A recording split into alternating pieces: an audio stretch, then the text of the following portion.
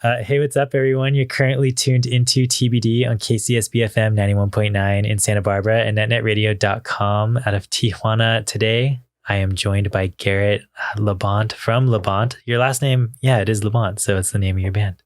Yeah. So Garrett, what have you been up to recently in like the last year? Like, what's been going on? Staying at home a lot. Yeah. I mean, that's obvious, but like, yeah, at least like in the last year and a half, I work from home. And like, I think I got that job like 2 months before COVID went down. I feel like that's pretty lucky, actually. Yeah, I started in December, I think. So like cool. Just a few months before everything happened. And so it was this weird shift where my daily life was mostly the same, but like but every night I was usually used to going to shows or spending time with friends, and that all went away. So, I think with everybody just tried to find a rhythm, which was kind of really hard. Yeah.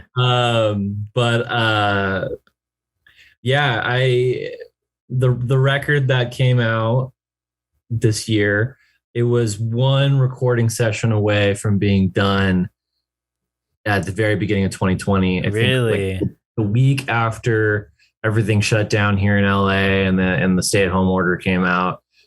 I think like the week after that, I had the last session booked to finish up all the recording. Wow. So that got delayed. Yeah. And it got pushed back to, I don't think we finished it until like late summer. We started feeling a little more comfortable. So, I like just, me and my friend Janie, who she still needed to record her vocals. So we were both like masked up and like keeping like in the studio, being like really far apart from each other. Yeah. And it was a whole process. But then we finally did that. And then from there until the beginning, like about March or so of this year, we were just doing a lot of mixing. So I guess just doing like music like when it could fit in. And then did you pick up any like other hobbies or anything? Like, I know everybody started like doing something that like they probably would have never seen themselves doing. Well, I mean, actually I got because I was stuck at home and not doing a lot, I finally invested a little more money into recording equipment, and I actually feel like more comfortable now I mean, I don't know if I could record anyone else's music, but there's a good amount of the stuff I've put out along with, I mean, not anything on the record, but things around it that I've recorded on my own. And so like, I never felt like I was going to be confident enough to do it. And now I can like kind of do it. Okay. That's sick. And then, I don't know. I got into air frying like everyone else. Air fryer. That's cool. Yeah. Trying to think what else. Just I don't know. I think I got so sick of TV. I feel like I hardly watch TV now. So I watched so much TV in the first 6 months, and I just was no more. I just put it all away. I also started air frying, I guess. My dad had one for a while, and then I was like, I'm gonna use this now because it's not being used, so I started doing that.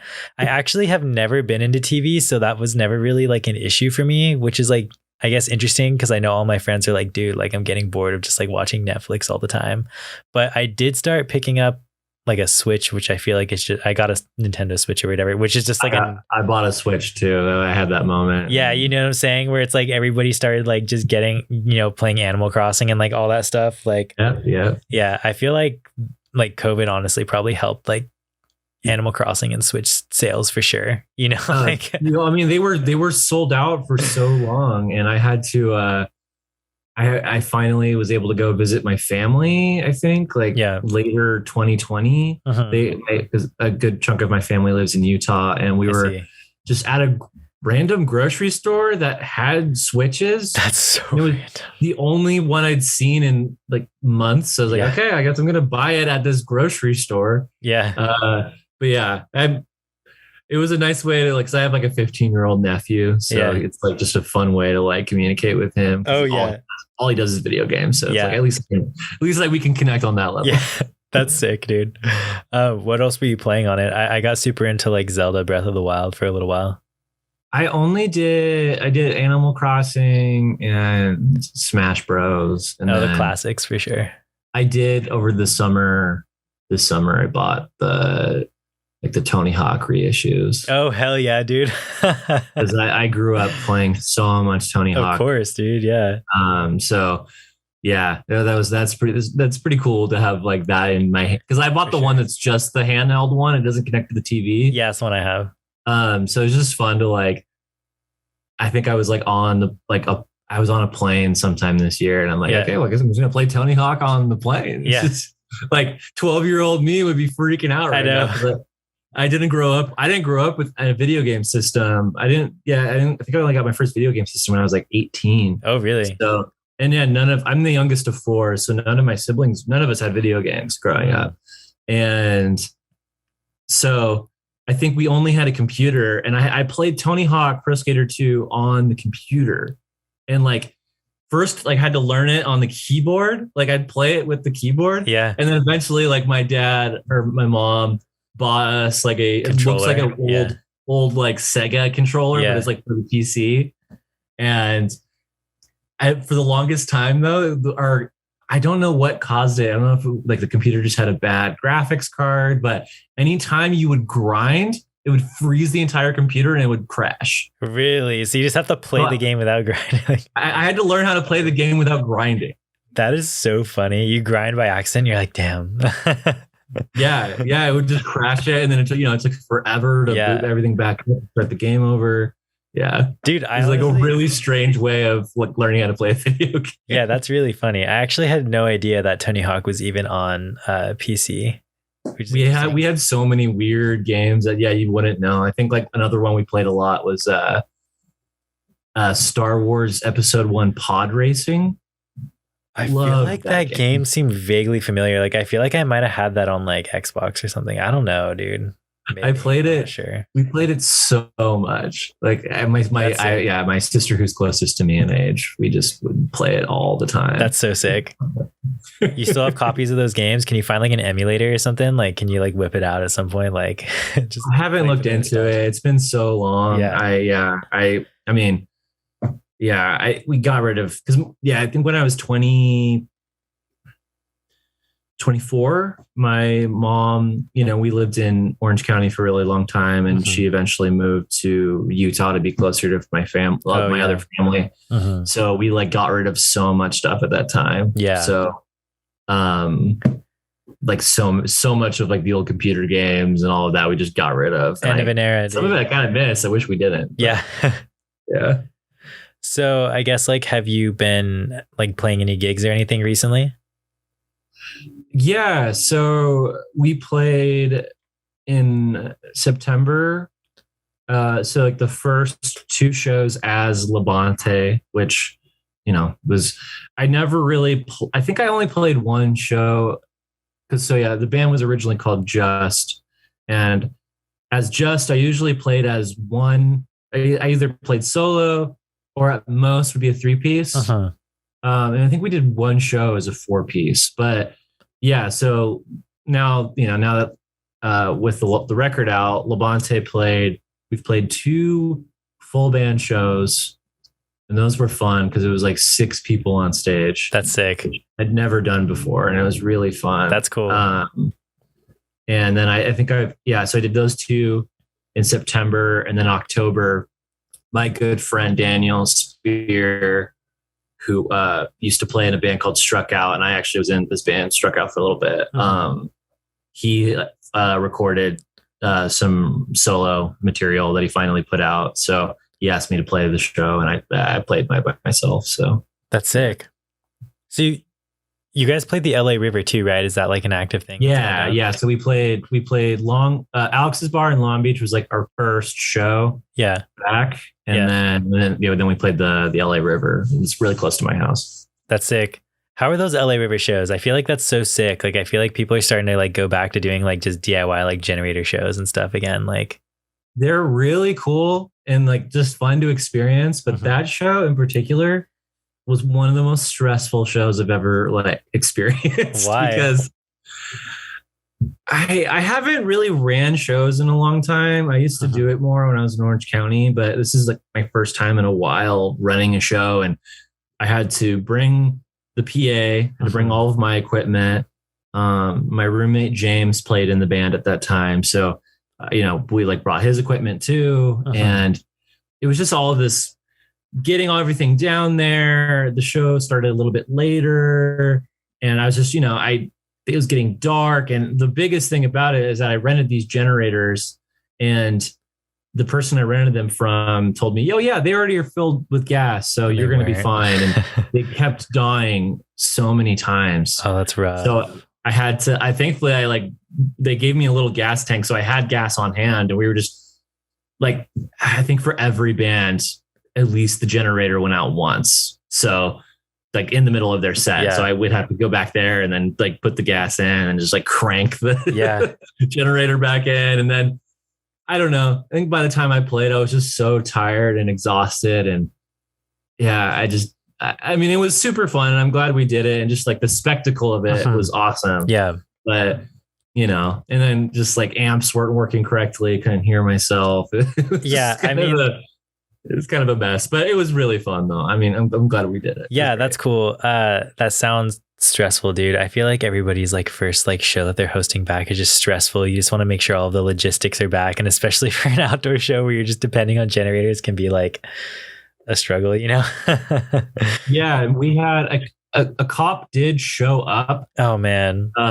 But because we played down in the bank of the river. There's like this weird little concrete slab that sticks out. That's almost like a perfect little stage. And then people kind of sit on the bank. Yeah. And then up above the bank, there's a bike trail that's paved. And then there's a road that connected to it there. So the cop kind of pulled off the road onto the bike path and kind of sat there and like looked at us for a little bit in their car. And then they just eventually turned around. What a weirdo. So thankfully it didn't become any issue. Yeah, it was, for real. Yeah. Like it was right when La Bonte was going to start playing. So the cop probably pulled up and was like, "This is kind of sick. Like maybe I won't call back up." I don't know. Thank God they just seriously themselves. That's cool, dude. Well, I'm just finding out now that your band's called La Bonte. I'm sorry, I mispronounced it earlier. No. I went into this completely understanding that I've for my entire life I've gotten like La Bonte is a completely fine pronunciation of it. Have you gotten worse than that? I've gotten crazy pronunciations. I've gotten really weird ones. So I'm used to it, but it's nothing. La Bonte is totally fine.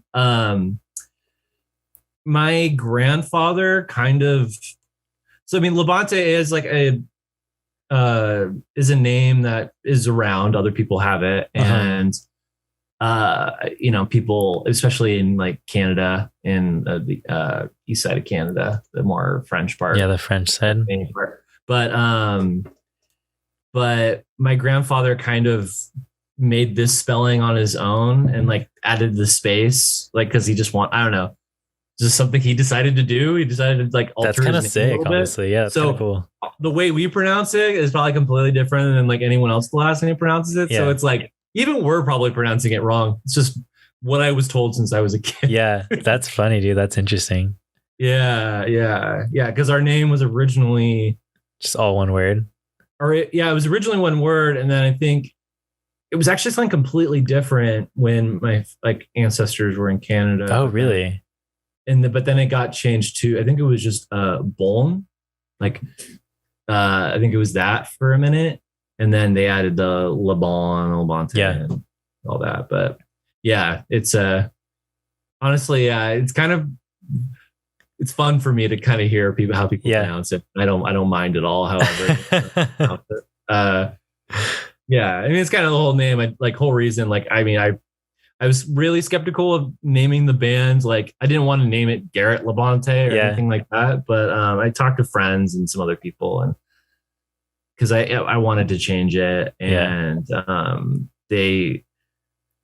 I don't know. I think just I like the idea of having a band name that like is kind of, that you don't really quite know what it means. And you don't even quite know how to say it. So it's like kind of open to interpretation. Yeah. It's kind of fun, I guess. Yeah, that's sick, dude. So I guess like before we dive more into like your current music and stuff, but I guess like, can you like shed some light on just like your formative like music moments and like inspiration, stuff like that? Yeah. So I am the youngest of four, and all of my siblings were from like my earliest age. I was really influenced by just what they listened to and what they did. You know, I was just a 10, you know, I was born in 1990. So I was like 10, 11, 12. Yeah. Right at the, you know, right at the millennium, 2000, whatever. Y2K. Yeah, Y2K. So we, like, and I feel like there was really like an interesting, it was like, yeah, like kind of the late 90s shifting into the early 2000s. And there was really, I mean, there was shitty stuff happening, but also like a lot of really cool, like, you know, and like the internet wasn't quite prevalent as it is now. Yeah. So yeah, my brother especially, he's 8 years older than me, and he was pretty actively at that time going to shows and sick, doing a lot of that. Yeah. So my brother specifically, but also my two sisters influenced me a lot with music. But yeah, like it was just being the, you know, being like the youngest sibling, I would always wander into my brother's room when he was gone, and like just kind of like he had a record collection, he had CDs. So I was just wandering through those all the time. And then he lived outside the country for a couple of years. So I see. He left a bunch of stuff at our house while he was gone. So it was just this, like, it was honestly like me trying to get to know I think he was like 11 when he moved away, and then he's 13, or I was 13 when he came back. So these really formative years where I was trying to get to know him kind of just by these things he left behind. And he only played a little bit of music. He didn't play. Yeah, I think he only played in one band growing up. But he was more of like a visual artist. So I see. I just kind of but I just was really interested in, he always was one thing I specifically remember growing up is that he had a lot of burnt CDs and like huge CD binder things. Yeah. He would always draw the artwork in Sharpie on the CDRs. And that was always sick. So like crazy to me. And I would always look at it because I didn't even know what most of these album covers looked like. I was just looking through CDRs, and it just gave me this whole weird entrance into understanding music and like kind of like and identifying with it. So yeah, I mean, like a lot of those, just kind of getting into music that way was huge. I mean, my music listening habits were really weird early on. Like my very first show I was 14, I think. And it was the band Low. Dude, that's sick for a first show. That's so cool. First show with my brother and my sister, who's closest to me in age, and then a couple family friends. That was my very first show. And then like a few months after that, I saw Green Day playing at like the Long Beach Arena or something. That's awesome. And I was a huge Green Day fan at the time. So I like had this like weird, like I was trying to like get into the music that like all my teenage friends were into at the time, but also I had like just weird, like, I don't know, like I was also like had like Low, Dirty Three, all of these like weird bands that probably no one gets into until they're like late high school or early college. And I was like a 14-year-old. Yeah, for real. Being 14, listening to Low, like that's sick. Yeah, like listening to like Nick Drake and like all of this stuff and just like absorbing it. That's sick, dude. Yeah. So that was, like my music taste growing up was like, like I grew, with Low and all of this like really very deep melancholy music. And then as a teenager, like I really grew this taste for like I wanted like crazy, fast, aggressive music too, because I think I don't know. I think a friend had shown me some punk band and I got like really interested in it. Like, it's like funny. Like before I really got into like punk and hardcore and all that, my brother, when I was 13, when he moved back, because when he was living out of the country for a little while, he moved back. And he bought like the Blood Brothers record, Burn Piano Island Burn. So I was like a 13-year-old. Like that was like my first like really aggressive band. And I was like, this is insane. This is all I was like, I want more insane music like this. And I kept on like finding more punk bands, and I'm like, this isn't as insane. This is all like, you know, like listening to Black Flag, and I'm like, Black Flag's cool, but it's like not as crazy as Blood Brothers. So I just came from this like strange place like that. And then I just think that's crazy. Like, I don't know, could you even relate like to other people in terms of music, like at school and stuff? Because I feel like when I was growing up like that, like nobody listened to like that type stuff when I was like, I mean, it took a minute. It took a minute. It wasn't until I met my one of my best friends, who we're still friends to this day, Jeremy Leisure. He like through a weird roundabout thing. Huh? Oh, sorry. I was gonna say from New Balance.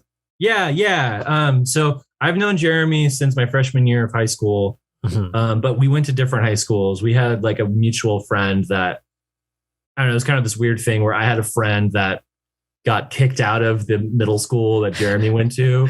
So then they went to my middle school. He was in Nirvana and all of this stuff. So like he helped me get into a lot of music. And then, but he would always tell me, he's like, oh, you remind me a lot of this guy, Jeremy, who went to my other school. And I feel like you two would get along really well because I feel like you liked a lot of the same stuff. And then eventually like we just figured out this way that we had like started hanging out. And even though we went to different high schools, but Jeremy and I, that was like my first like really solid friend, whereas like we spoke a really similar language with music. And I don't know, like we both, we like loved Radiohead. And I mean, even though like Radiohead was popular at the time, it was just like, I think like my first Radiohead album was Amnesiac. So it was like a weird one to kind of start in. Like I didn't listen to OK Computer until like 2 or 3 years later. I just like thought Amnesiac was like crazy. Yes. And then I like also my brother influenced me and Jeremy a lot because my brother was just kind of this like, I don't know. His music knowledge was so deep at the time. And it was into so much weird stuff. Like we got really into Joan of Arc. We got really into, I'm spacing on so much of that stuff, but like, just like weirder abstract music that like my brother loved because like he just wanted weird music to put on when he was painting. So like we just got into a lot of that and a lot of like, I mean, and also for me at that time, like I got really into like, it's like my first introduction with like instrumental music and like post rock and like more of that, like Godspeed You Black Emperor and all of that. Like, we're just getting into a lot of this like weird music and that's sick. So like Jeremy was like my first, like, feel like my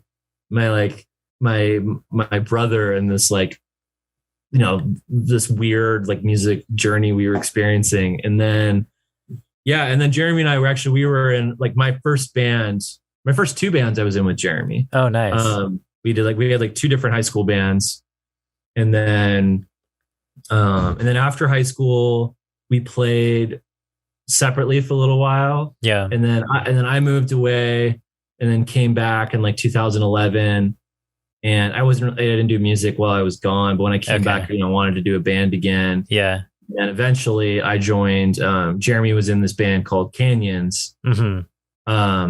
So I eventually joined that band when I moved back, and I played Jeremy and I played in Canyons. Canyons started in like 2009, and I think they went until like 2015. And I joined the band like around like 2012. Canyons sounds really familiar. I don't know if I'm thinking of the right thing, but anyways. I mean, there was definitely a lot of bands named Canyons. Yeah, probably. Canyons did one tour with my old band Fugue.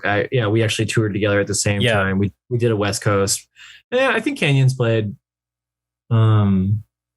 played Santa Barbara area a couple times. But, that's sick. Yeah, so that was like kind of my entry to that. And then so I guess like before we keep going, like when did you start going to like DIY shows, and like when was your first introduction to like an actual like scene, I guess I would say? So high school was weird because we weren't really, I mean, the closest thing we had to like a DIY scene was like this kind of growing punk scene in Fullerton, which unfortunately became the Burger Records scene. I was going to say. Like we had a bunch of friends in that world. And then, it was kind of like, when I had moved out of the state for a little while, and then I came back in 2011, like Burger Records had become this thing. And so even I never liked it. Like I had friends that were on it, and like I respected it, and like we kind of lived around it, but like I never really like got behind it, never liked it. And then obviously as years went on, I mean, I think it happened the entire time, but like as we all came to find out, is terrible.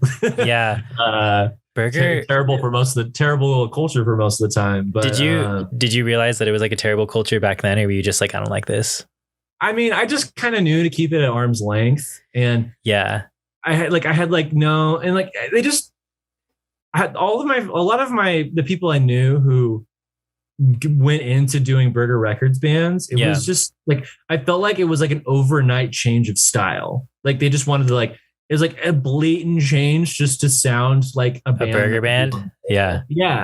Which was so strange to me. And there's definitely like an era of like, I guess just music that all sounded exactly the same. You know, it all sounded like vaguely surf rock, garage rock type stuff, I guess you would say. You know what I'm saying? Like I'd say maybe around like you're saying, like 2011 to like, I feel like 2000, like, I don't know, maybe 15 or something. I feel like Burger started to decline, but like anyways. Like late high school, like the late 2000s was like a lot of psych rock and a lot of sloppy punk that turned like kind of all of that merged into like what Burger Records would be. So we would be kind of part of these shows, but especially with my band, like my band's with Jeremy back in the day, we never quite fit. Like we had some friends that played in bands that were semi-close, but none of us ever really felt like we had anything. It wasn't until like 2011 I went to I think I was also going to hardcore shows too. Kind of late high school and then early college. I was going to some hardcore shows, but I really liked some hardcore, but like it didn't really, never really felt like that fit me too. Like that was kind of a different kind of aggression music that just felt really machismo and really just like overtly masculine, and that just felt like didn't really identify with that. It wasn't until like 2011 where I started going to shows at the VLHS in Pomona. Oh, sick. Yeah. I've only been to VLHS once, but like I really wish I was more involved with that. Like that was like such like an experience, I feel like. And it was only one time. I went to, I made a lot of friends. I feel like that would definitely be like a scene that I would want to be involved in, like back then, like way more than like what Burger was doing and stuff. Like that was like Lauren Records and like Asian Man, like all that stuff that was going on. Like that was so sick. Yeah, it was this like really cool response to a lot of the other nonsense that was going on at the time. The VLHS, and then soon after VLHS, I mean, because I think VLHS had a different location than they moved. I see. Became, I think it was 12th and G, what they used to be. And then they were at their warehouse location for a long time. And then a little bit after that, or like maybe a year or so after VLHS moved to that area, Bridgetown happened.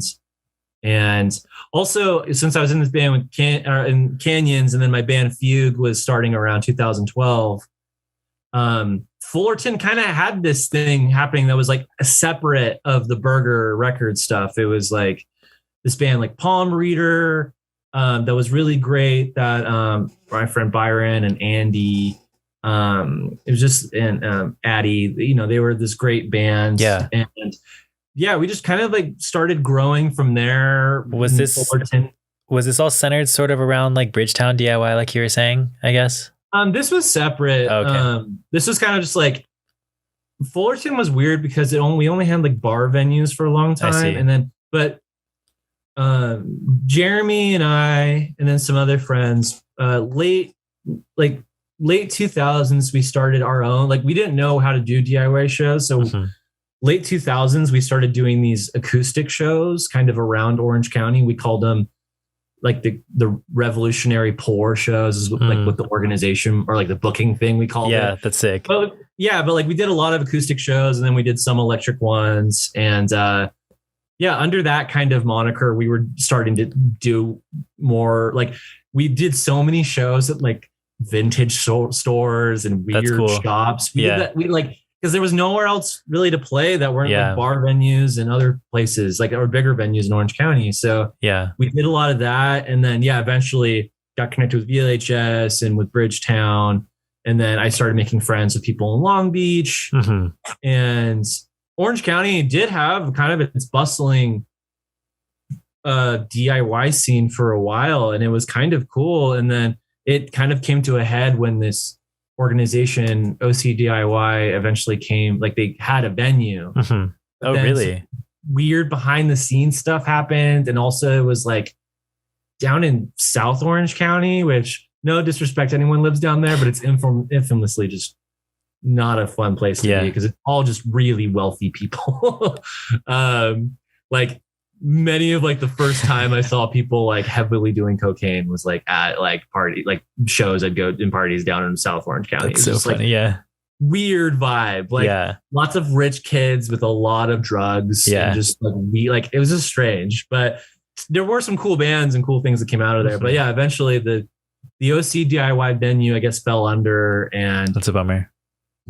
Really the only venue, I mean, there's a couple other smaller ones, but the only one that like is stuck around for so long and is like somehow impressed me so much is Program in Fullerton. Oh yeah, Program's sick, dude.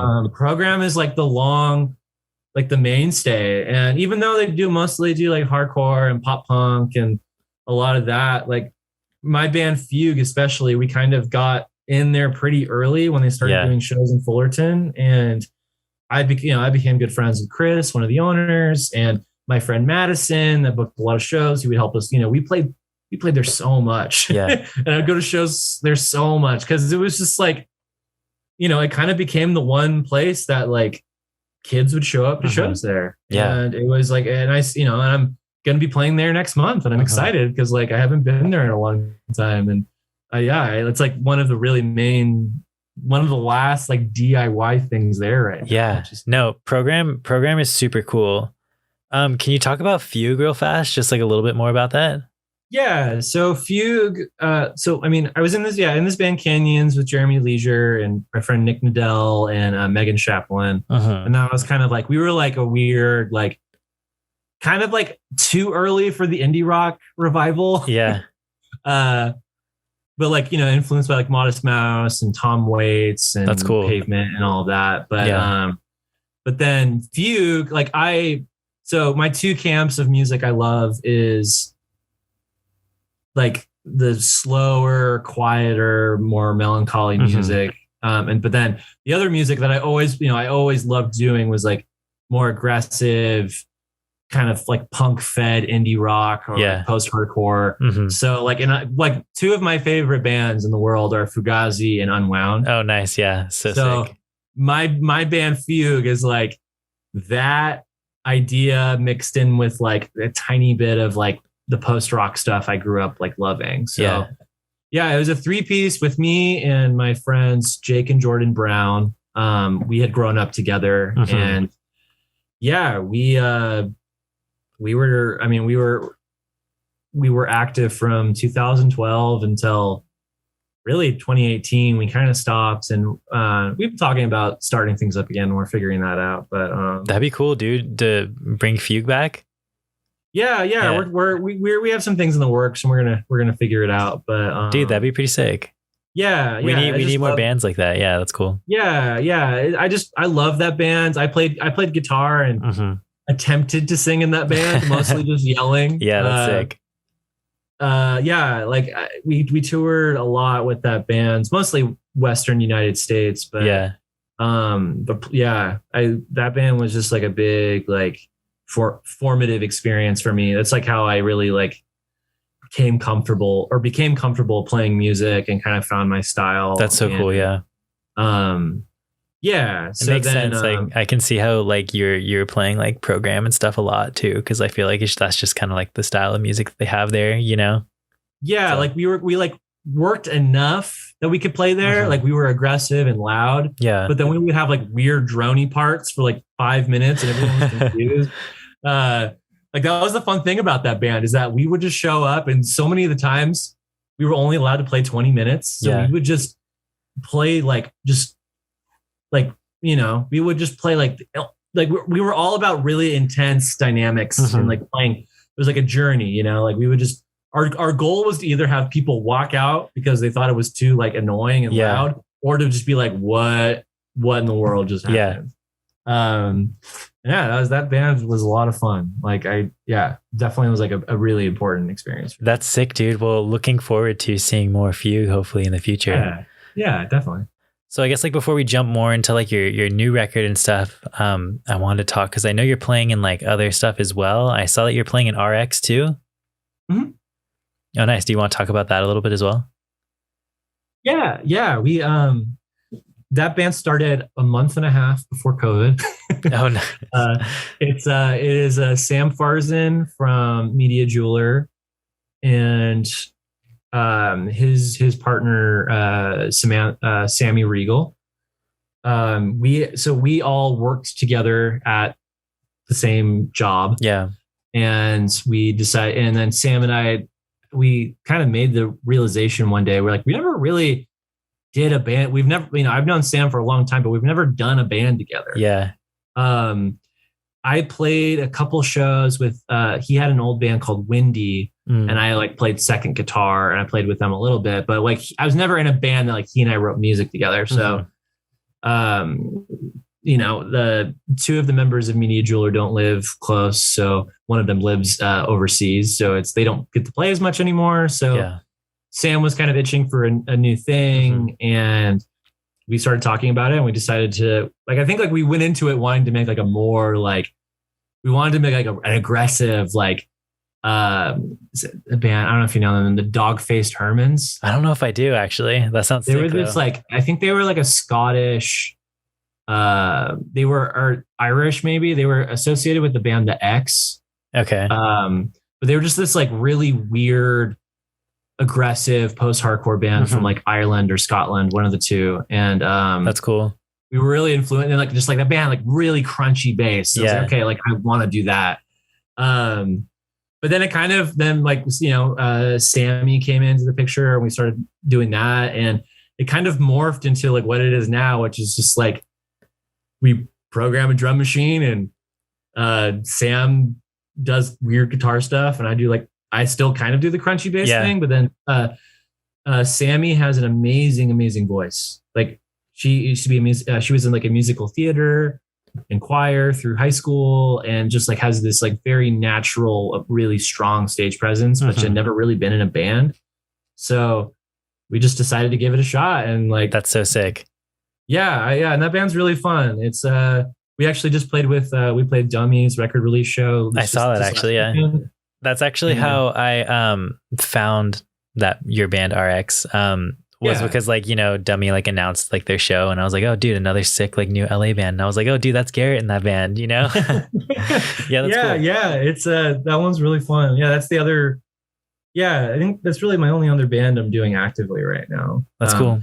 Like right before COVID, I was going to be in 5 bands. Oh wow, that's insane. And then the other ones kind of fell apart, which like is sad, but also like, if I've learned anything from COVID, it's just like I need the time to relax. Real so quick, maybe 5 bands is not the thing to do right now. Real quick, do you want to like, I guess just like shout out the other bands that you were gonna in or gonna be in? So I was gonna be. So my friend Daniel, that was he had this band Struck Out that I was in for a little bit. Oh yeah, you mentioned that earlier. Yeah, so we were gonna do a new band with some other friends of ours called Apoyar. And we had written all the songs, and then we were our first show was the day after the stay-at-home order. It was going to be wow. Friday. That's maybe crazy. I think it was the day, but earlier that week, our drummer had like felt sick, and we were like, this is too scary. We should probably postpone. Yeah. And then it just kind of, I don't know. Some of us kind of lost touch of each other, and then some of the members moved away. So, it just kind of came apart. And then, happens. Yeah. And then my friend Andy had this band called, Coptimist. It was like a very kind of like Frodis kind of style, like kind of like sludgy post-hardcore kind of stuff. Yeah. And then I was kind of a little bit more of an semi-active member of New Balance, because Jeremy was doing shows that were a 3-piece that, I was filling in on bass a lot, because sometimes their bassists wouldn't be able to make shows. And then sometimes their drummer wouldn't be able to make shows. So I would fill in and do guitar and keyboards and drum machine. That's cool. We had New Balance in the studio, like way back, when we could actually have people in the studio. Yeah. They were like touring with Sonoda or something like that. Yeah. Oh yes. Yeah. I remember that. They're so good. Cool. I love that. My mom tuned into that show, I think. And she was like, oh my God, they're playing a Fleetwood Mac cover. That's New Balance. Yeah. They're really good. Jeremy has really found his calling in the music he makes in New Balance. And it's great. It's so funny to like compare that to like the music we used to make, but like, he's an incredible songwriter, and just like his understanding of music is so interesting. And he definitely has like a good sense of humor with things too. And like, not that playing Fleetwood Mac is a joke, but like, just understanding like how big of a song that is. We just goes for it. Yeah, exactly. Like, and it just like they just embrace it, and it sounds great. So I really like that band. They're great. I also really like Jeremy's like ambient stuff that he was doing. Yeah. I don't know if he's still doing that, but I think he released a tape or something, right? Yeah. So speaking of Fleetwood Mac, the tape that he just put out, I played a lot on it.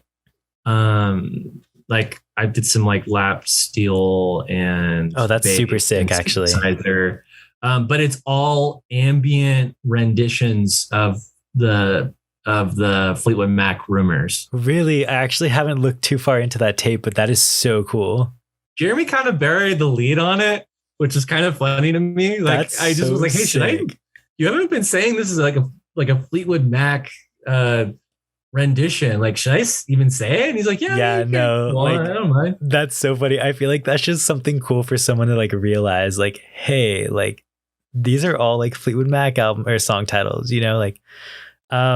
So I was gonna ask, like, when did you start La Bonte, or like I guess it was just before. So like when did that happen? So it started in about 2015. I had started writing. I played bass in the band Canyons, but the weird thing is I never owned a bass. There was a bass that just belonged to the band. It was one of the original band members, and they just left it to the band. That's kind of sick. So that was the bass I used, but I never took it home. Yeah. It always stayed at the practice space. So like, but I always felt weird because I was like, eventually it was going to have to be returned to whoever. Yeah. So, I never owned one. I think, and then I eventually, eventually like in 2015, I built a bass. Oh, that's sick. I had that itch to kind of start playing that more like slower tempo, quieter music. But I didn't want to do it with guitar, because I especially with acoustic guitar, I was just I don't want to go down that path. So I ended up writing. I just decided, okay, well, I'm going to try to write all these songs on bass and see where it goes from there. That's really cool. And that was kind of the birth of it. It's just like I started in my room writing songs on bass to a drum machine, and eventually, I had a little band for a couple shows, and then the band, then the project kind of dropped off for a while, and then I picked it up again. In like late 2016, I moved to Seattle. I lived there for about a year. Sick. and I started kind of working more on the material there. And I played a few shows when I lived up there. But mostly played solo. Yeah. And then I moved back end of 2017 and tried to push the project more. And then beginning of 2019, my life kind of took a weird turn. And I had been with somebody for a long time and we parted ways. And then I was kind of trying to rebuild my life. And I, like Fugue was still there in my mind, but it just didn't feel like the music I needed to make at the time. Yeah. So and I've been wanting to revisit this project that I've been kind of doing on and off. So I was living, kind of long story short, I was living in a house that in the middle of Orange County in Orange, that my brother-in-law's company rents because he's an electrician. And they live in Utah, but they come down to California a lot to do work. So they rent this house to like store cars and equipment at, and then sometimes they stay there. That's interesting. But it was like this weird 4-bedroom, very barely furnished house. Yeah. And I had nowhere to go at the time. And I couldn't, I was trying to, like, my finances were in the hole, and I was trying to figure things out. So I just was kind of like living in this weird house and I was there alone most of the time. So I had a 4-track Tascam recorder and I just started making demos. I made a couple EP, or I had one EP out before that came out in 2016. Yeah. But then I started recording new music in 2019 and just started building it from there. So I released this 3-song EP, and then I started writing more and more and more. And it was kind of a newer process for me because in all of my other bands, we were all about, we needed to write the music together in the same room. Like that was our thing. It was like we wanted, which was really frustrating at times because it took forever. Yeah, I was going to say. But eventually, I tried this new thing of okay, well, I'm going to try to write all of the songs on my own and just try to figure this out. So I had, I was learning how to use GarageBand, and I just put the robot drums in, and I just started,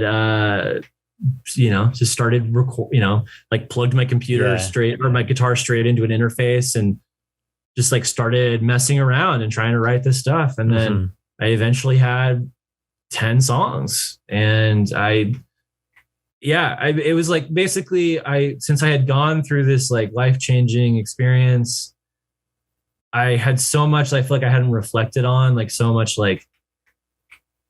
stuff I feel like I needed to address in some way in my own life. So it was basically I was so particular with my lyrics in the past, which I was always so vague and never, I was always too scared of opening up. So I basically, one of the biggest things about this project was I'm just going to put all of my filters down. I'm going to let my bias go, and I'm just going to write whatever happens. Yeah. And some of the songs I altered a little bit, but most of the lyrics for a lot of these songs were basically, that's the way I wrote them. It's when I sat down, put the pen to paper, especially the song.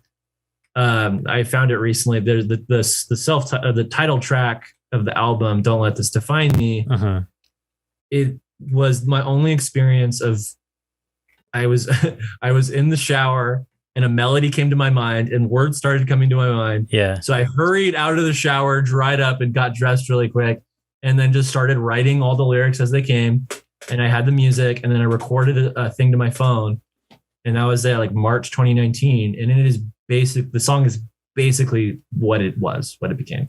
That's sick, dude. Really weird. Yeah. But yeah, I mean, that's just kind of been this whole thing. It's this, basically it's been changing the mindset of music for me, of wanting to just be more open, and just kind of letting instead of trying to be something else, just let it what it naturally is, because I've loved making music for so long, and I focused so much on making the music that I never really gave a chance for the words to take on their own, for the words to grow and to kind of work on that. So and then I just Yeah. So, and then through finally, then I started recording the record with my friend Colin at Paradise Records down in Anaheim. And then, and then the record came out. Yeah. And now we're back up to the present. So I know you mentioned that you changed the band's name too. It was Just before. So like, why did you change it to Just? Was this like kind of like related to like what you were saying? You were going through some stuff before and then like you wanted something different, or was there a different reason for changing it? It was part of it. Yeah, like, I mean, the thing did come to mind of like, I never really did a proper Google search, and there's like 20 million bands. Oh, I see. But I mean, that was like maybe the catalyst of thinking, at least thinking about it. And then I talked to friends, and then I talked to like, people who's like, I talked to my brother a lot about it, and it had been this name that I've lived with for a long time, and it was kind of an opportunity to start new and start fresh. That's cool. And though I really liked the name Just, it was kind of like, it was very ambiguous, and that's what I wanted it to be, just like a word. Yeah. It had really no meaning behind it. And, just trying to make the music like even that much more personal. Yeah. Yeah, like some people have brought up like, like they're like, why don't you want to use your name? And I'm like, well, I don't really like, some artists are really good at that. I just don't like doing that very much. Yeah. But I talked to some people that I hold their opinion in very high regard, and they're like, well, you should at least consider your last name, because your last name is a very beautiful last name. And it's like, okay, well, I'll think about it. And yeah, just kind of gave it time, and eventually just decided to go with it. Yeah. Yeah. And it's just, I think it just has more of the album is very personal, and the music is very personal. So it just kind of made sense to like kind of bring it all together, wrapped up that way. Yeah, that's awesome. Anyways, so I guess like, do you want to like chat a little bit more about like your current record? It's called Don't Let This Define Me, and it came out August 27th, right? Yeah, I believe. Yeah, on Anxiety Blanket Records, which is Jake Tittle's label, and he's also a friend of TBD. We had him in studio with Mini Trees back, like honestly, right before COVID, probably. Yeah, like literally right before everything shut down. But yeah, dude, we love Jake. So I guess like, how did you guys cross paths? Like, how did you guys start working together to release this? So Jeremy actually is also involved with, or it wasn't always this way, but within the last couple of years, he's associate, or he works with Anxiety Blanket now too. Oh, Jeremy does? So it's basically Jake and Jeremy. Oh, I see. I had seen, Jake has like, it's been his thing for a long time. And I think I had met Jake in passing before. And then one of the times that we really interacted was he moved to, or when I was living in Seattle, New Balance and Jake Tittle were doing a tour, and they stayed at my apartment when they were living there.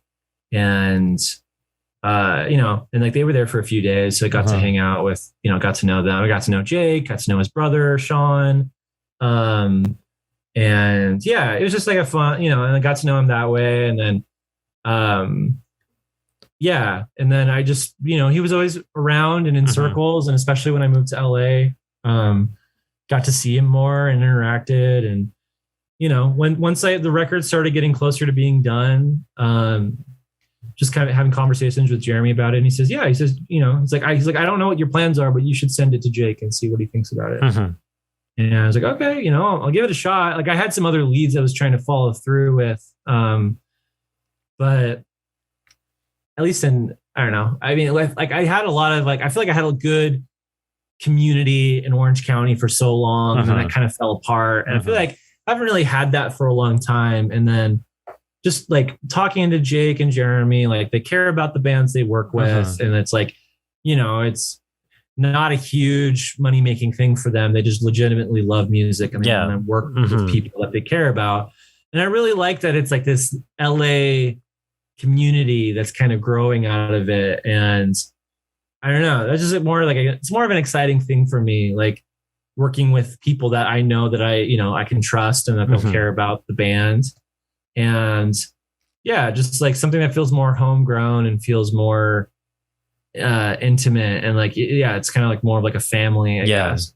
So yeah, I mean, yeah, that's just like a very inspiring thing about it. And I mean, I'm just lucky enough that Jake was down to, put the money into putting it out. And yeah, I don't know. It's been a really fun and cool experience working with him. That's cool. Yeah, the record is just like a really, I think, like I said before, it's like a big culmination of kind of just a lot of stuff in my past. I feel like I haven't really like focused on, and because I mean, full disclosure.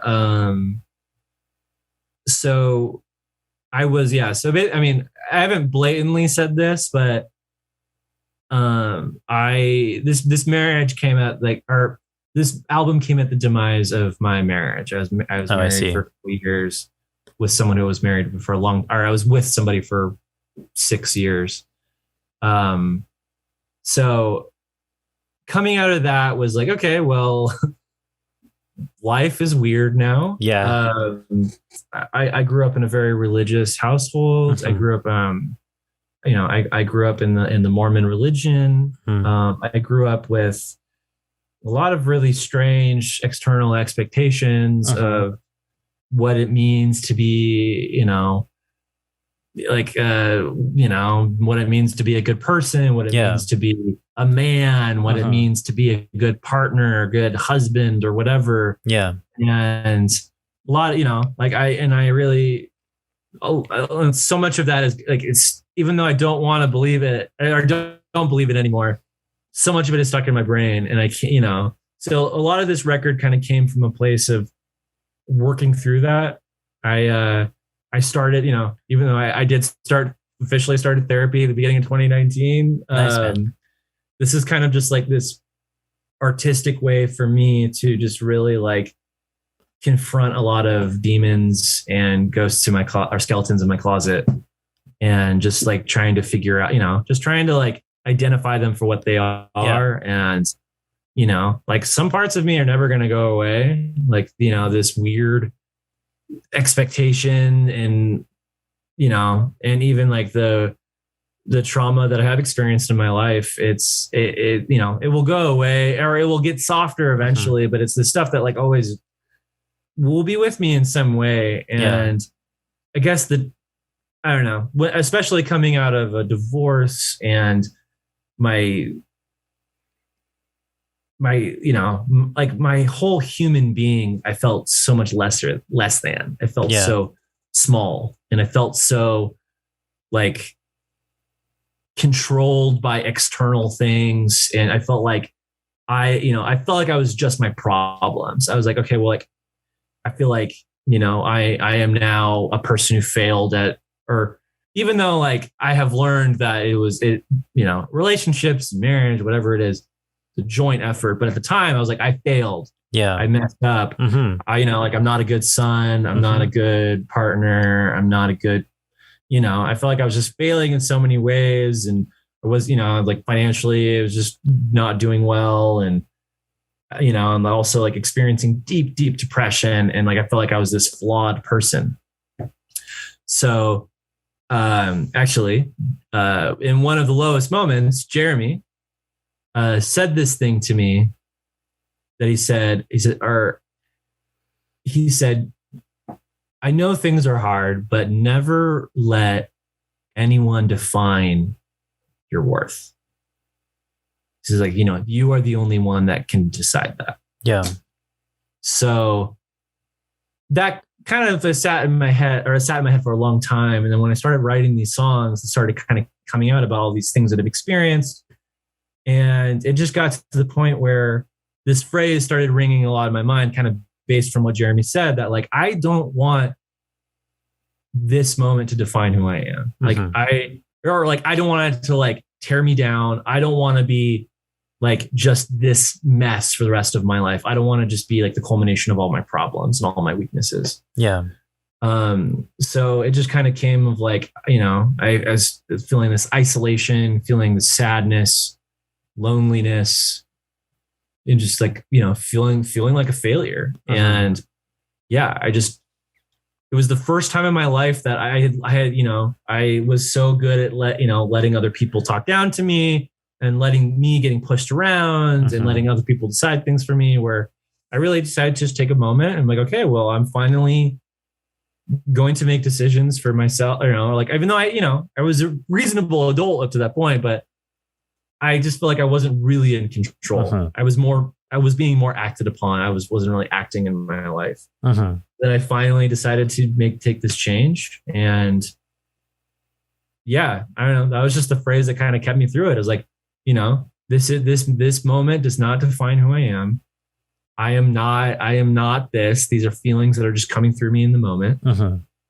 And yeah, I mean, that's really like the biggest thing about the record for me was like, I finally got to address years and years and years of, not just like a failed marriage and a failed relationship, but like, I got to address so much stuff that I feel like I hadn't been able to really like sit down and think about for a long time, because I'd put so many things on the back burner because I didn't want to think about it.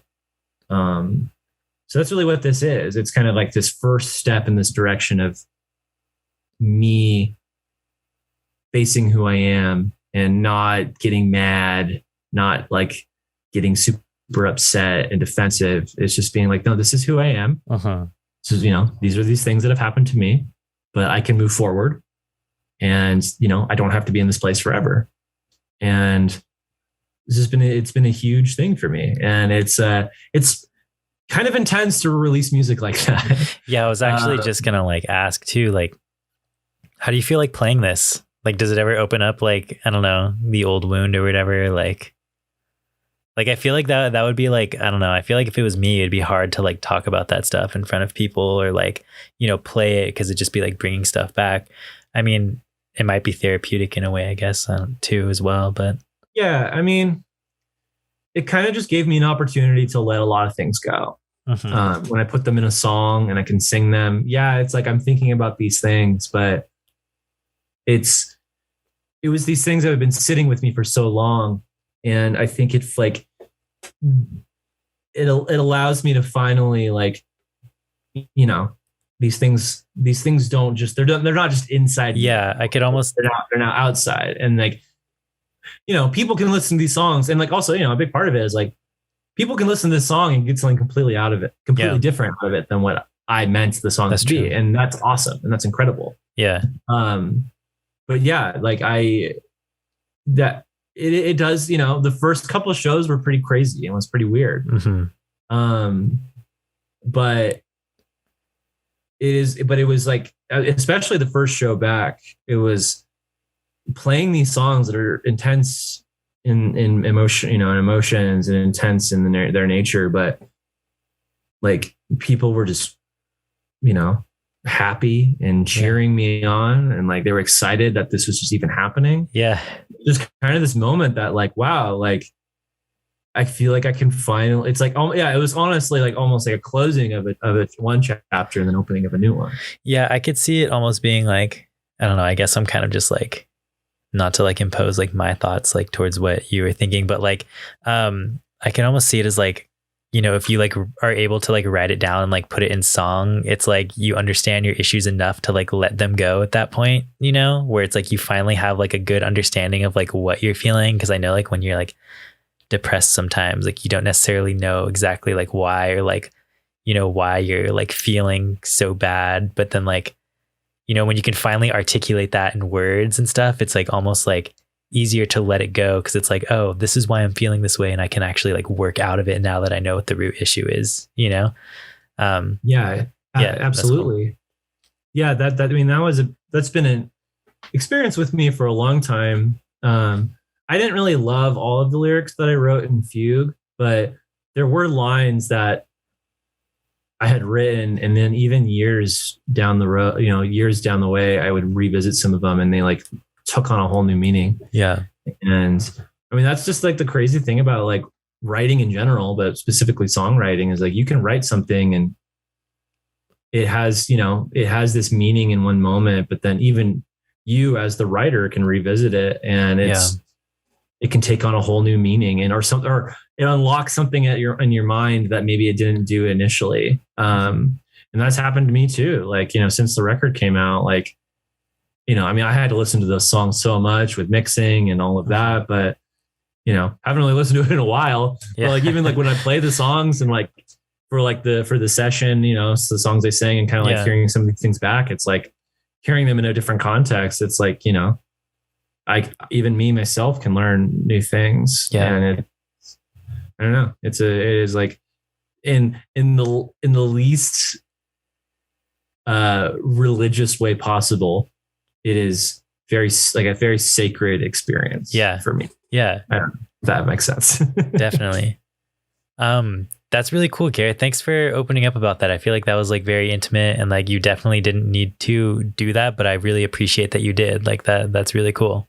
Like, thank you. Yeah. I mean, I don't know. It's something I'm trying to just, moving the topic a little bit. I did want to mention the fact that like, I feel like there's a lot of like slowcore, like, I don't know, I guess like, I don't want to say influences, but like, it sounds like kind of like slowcore in some songs and stuff. Mm-hmm. And I know that you mentioned like Low was like one of your first shows ever. So like, I don't know, it just kind of like made sense. And you're saying that you've always been into like, slow and like melancholy music and stuff.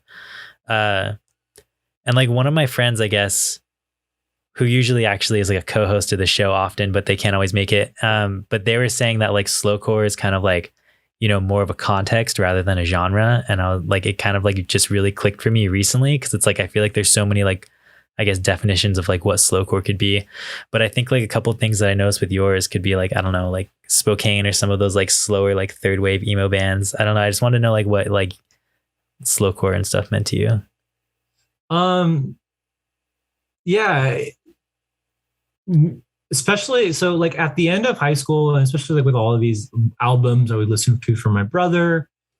Like I think it was like later high school, like I found like, for instance, like the first American football record, or like Codine's The White Birch. Yeah. And then also like, one of my biggest there's a band that is a huge influence to me, and they're like a band that I feel like has been forgotten to time, is this band called Ida. Dude, I love Ida. Yeah, Ida's sick.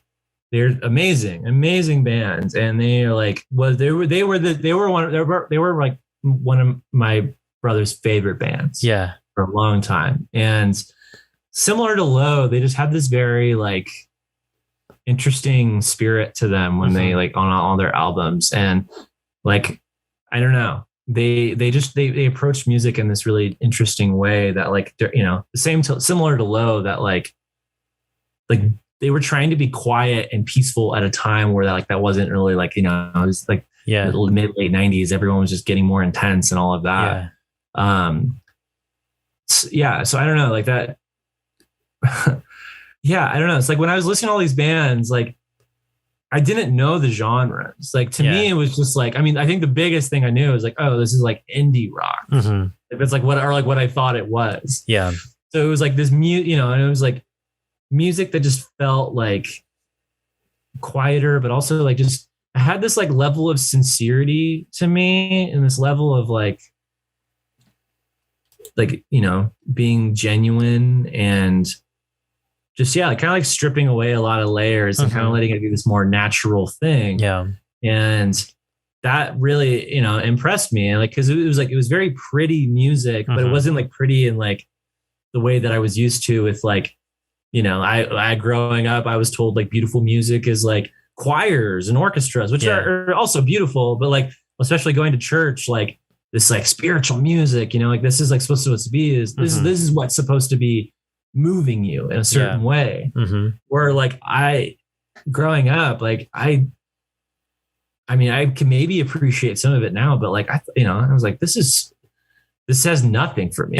Yeah. Going to church and hearing the hymns or whatever, it's like this isn't really doing anything for me. Yeah. Like it's funny because it's slow and it's kind of drony and quiet. So like, I feel like this is something I should like, but I just felt like it was not, it felt nothing from it. Yeah. Where the moments I listened to like these other bands like Low and Ida and anything by, Jason Molina and like these are the things that like made me feel so deeply. Yeah. And yeah, so I mean, like, I guess like later on, I did hear about the term slowcore, you know, once like I started, you know, going on Wikipedia more and finding out, you know, about what these bands are.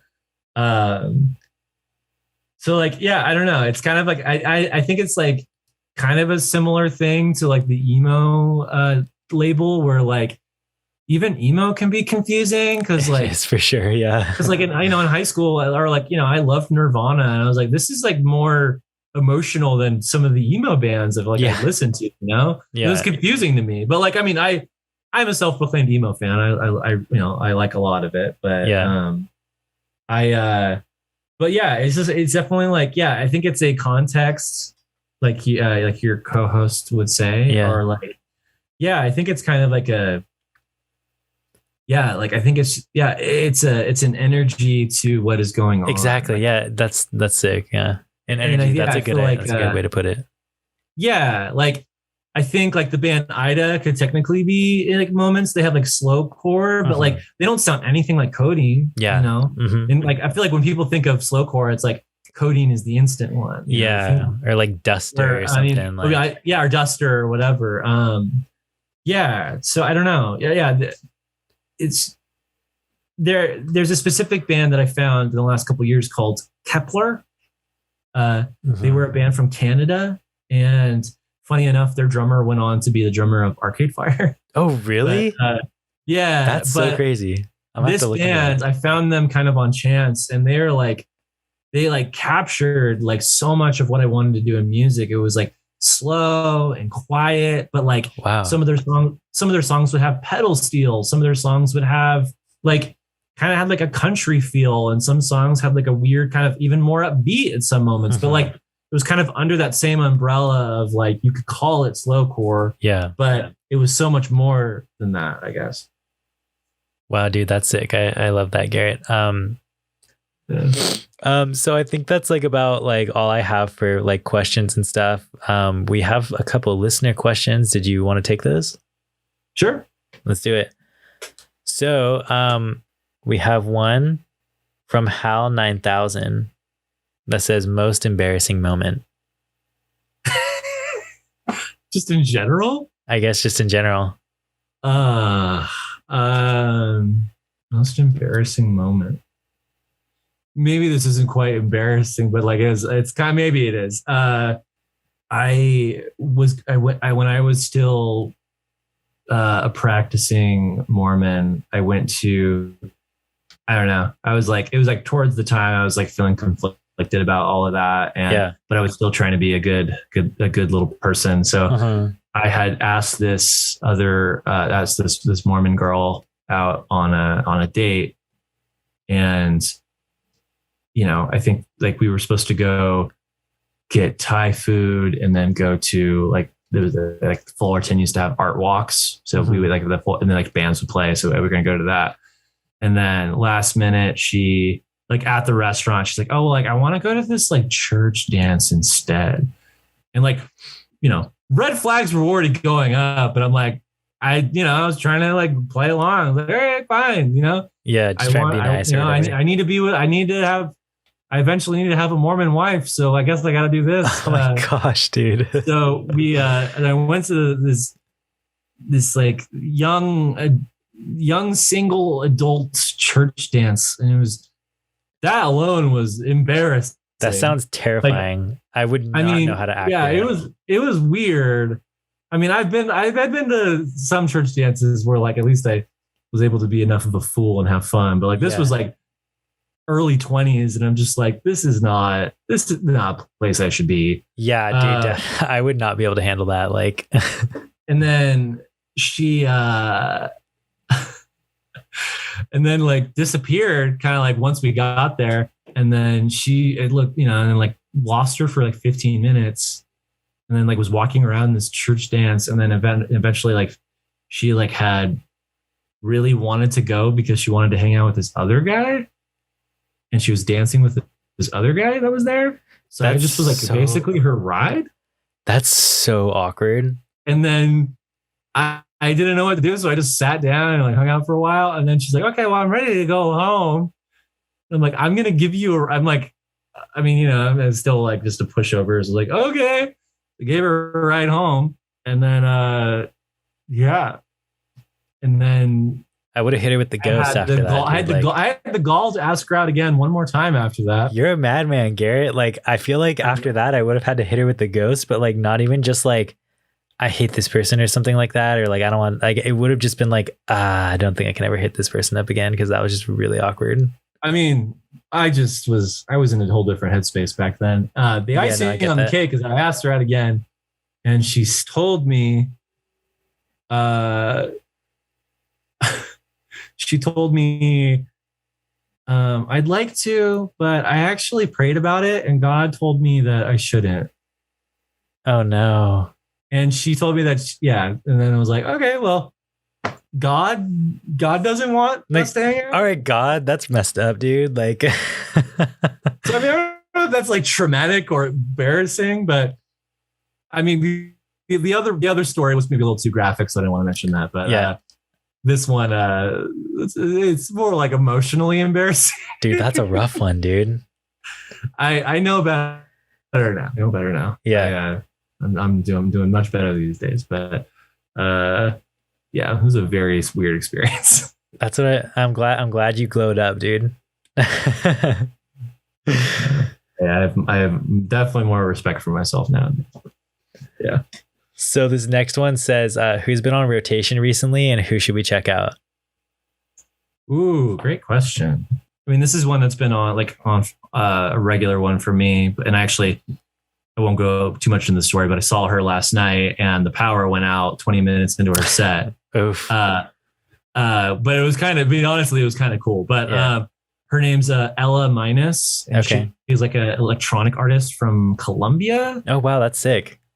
And then I think she lives in like New York now, but yeah, she came out with this album called Acts of Rebellion. That's just, I don't know. It for some reason it really does something for me. Like it really is this like she does like really drawn out like jammy electronic stuff, but also like more song based stuff too. And it's just really, really beautiful. And just like, I don't know, I love it so much. I've been listening to, because I take bass lessons now, and my bass teacher has gotten me introduced me to a lot more like jazz records. Yeah. There's a Sonny Chirac. You said that's Sonny Chirac? Ask the Ages. Yeah, Sonny Chirac. I see. Nice. He was kind of like an avant-garde jazz guitar player, and he's just amazing. That's cool. And then I'm trying to think. I know I've been buying some I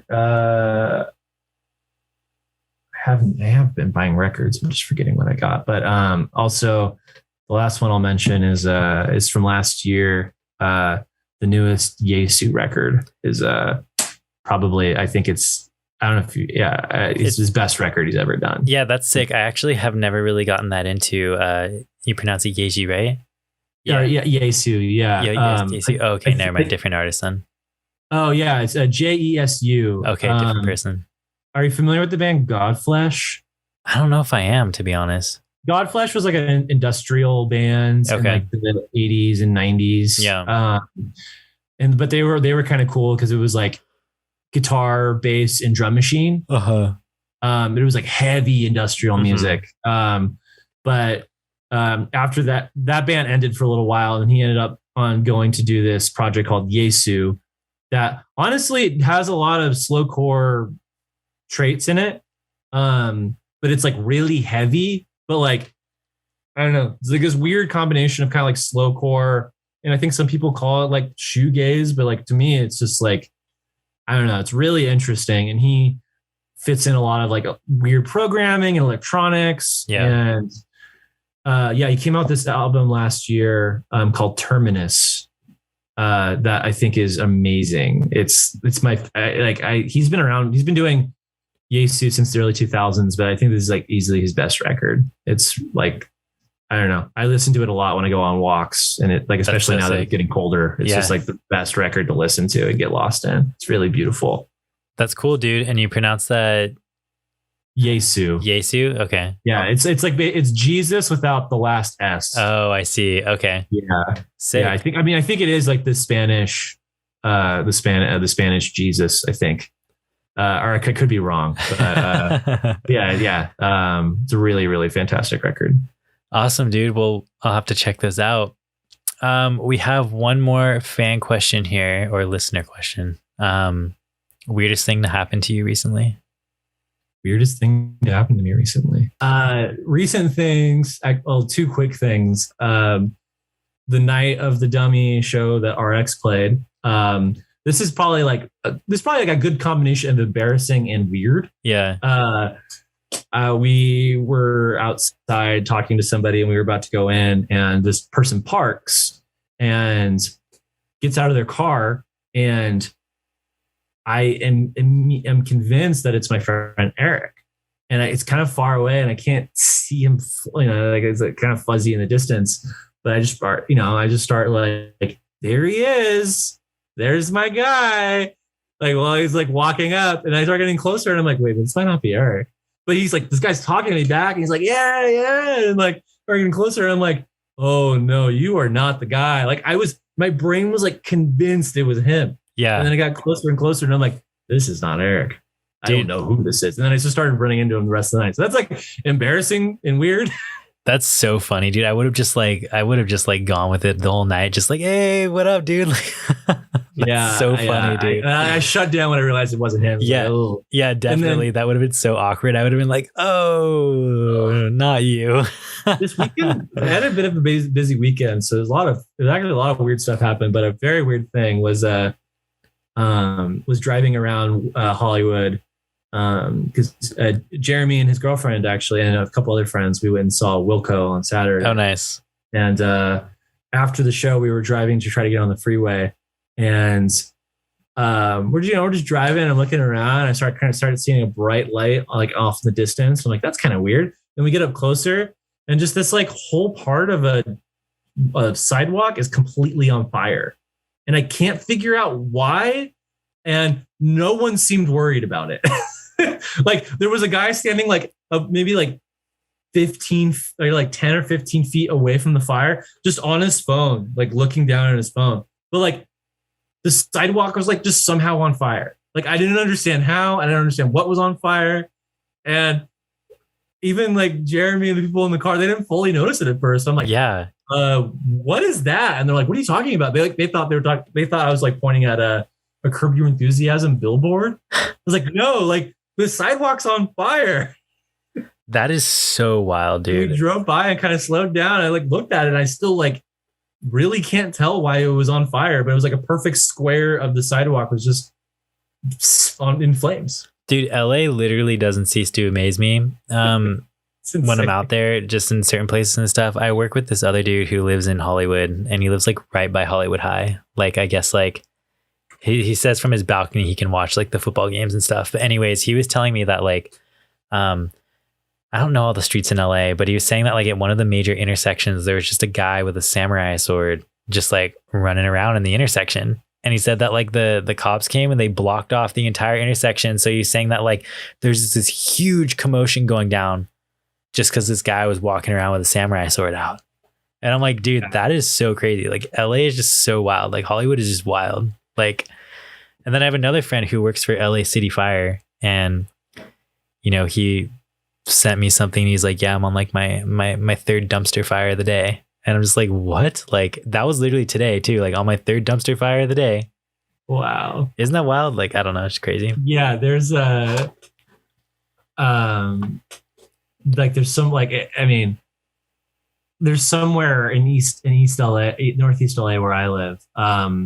There's like one area where like I feel like the cops are always getting called, and it's always like the whisperings I hear. It's like it's always like machete related. Like someone just has a machete and they're running around with the machete. Yeah, just like very very sword based like activities that are happening around here. People. It's wild. Yeah, they weird stuff happens in big cities. That's for sure. Yeah. Anyways, Garrett, I think that's about all we have, but I do have one more question for you. It's kind of a big one. Are you ready for it? Yes. Okay. You sure? Absolutely. All right, let's do it. So a rat is going to jump into your mouth. Do you want this rat to jump into your mouth head first or butt first, and why? It's a tough one. Okay. I mean, there's no good way about it. There's no good answer. There's no good, there's no good like scenario or outcome. Well, yeah. Which side of the rat is less diseased? I mean, I guess if it's not going to take a crap in my mouth, probably the butt may be cleaner. Yeah. Because I feel like if the mouth, in the mouth, no matter what's going on, there's stuff in that mouth you don't want in your mouth. Yeah, the mouth is just like eating stuff off the ground and whatnot, Yeah, I feel like the mouth is going to be consistently disgusting, where the butt side of it may not be disgusting, but if it is, it will be very disgusting. Yeah. So I think I'm going to have to go with the butt end.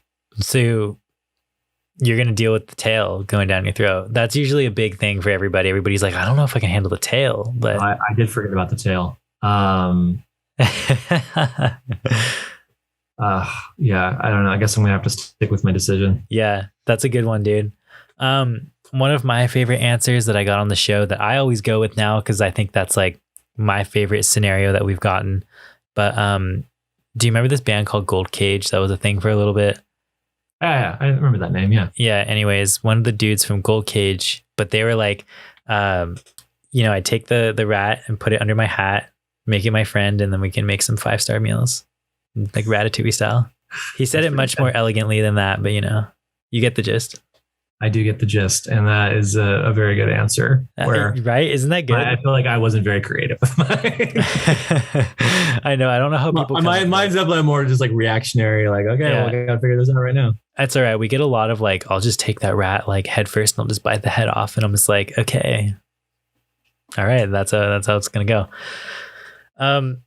Anyways, Garrett, that's all we have for today. Thanks for tuning into TBD on KCSB FM 91.9 every Sunday, 4 to 6 p.m. and NetNet Radio every Saturday, 4 p.m. This is Garrett from La Bonte. Thanks, Garrett. Thank you, man. Thank you so much.